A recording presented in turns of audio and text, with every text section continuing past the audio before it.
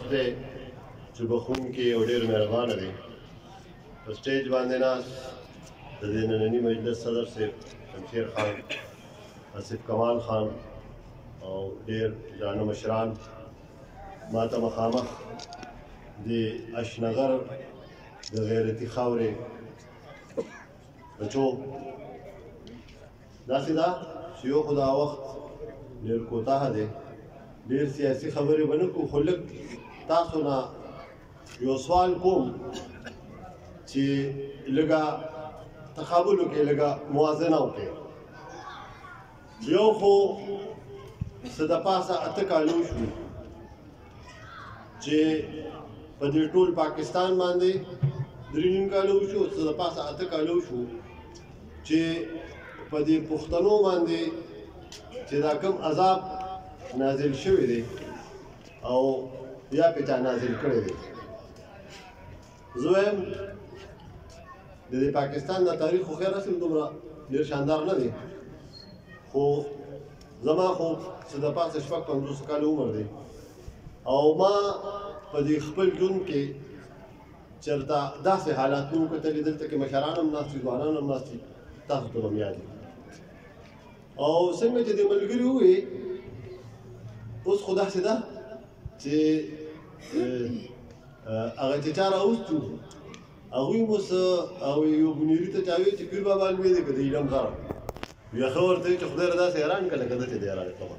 نو هغوی هم حیرانه کړي دي چې یاره دا مونږ دا څه به په دې قام باندې مسلط کړي دي. خو هغې سره خو تاسو ته ټولو ته معلوم شو چې دا څنګه خلک دي او د دې څه کردار دی او دوی د خلکو سره څه وکړه. وګوره یو خبره راته بل یو ځینې کسان درته نورو په ګوته کومه، هغه SMS والا او ایزي لوډ والا خو درته یاد دي که نه، هغه پتاسو باران والا. نو ګورې چې هغوی مو میر نه شي، هسې نه چې ګورې د دې سوباړي والا په هغه شي نو هغه خلک درنه هېر شي. داسې ده چې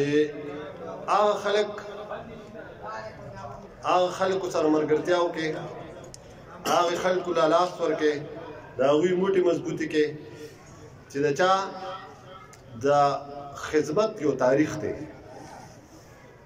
آفتاب احمد خان شیرپاو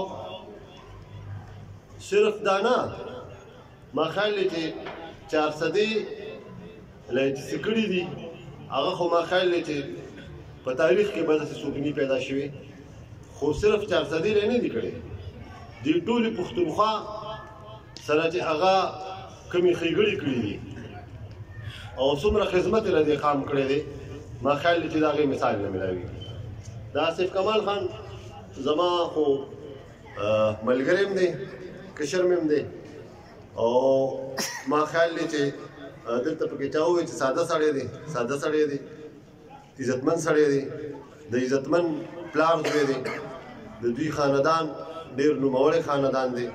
نو زما خپل امید دا دی چې په 19 دسمبر باندې به آصف کمال خان زموږ دا ټول ملګري دا ډیوه به انشاءالله تاسو ته یادوي او دا موقع به تاسو ضایع کوئ نه. ما چونکې عرض وکړو چې دا وخت ډېر محدود دی، ملګري به مونږ لمځي، نو مناسب مې دا وګڼل چې سیاسي خبرې به خیر دی چېرته بل وخت وکړو. خدای مو ژوندي لره، عزتمن شئ. السلام علیکم.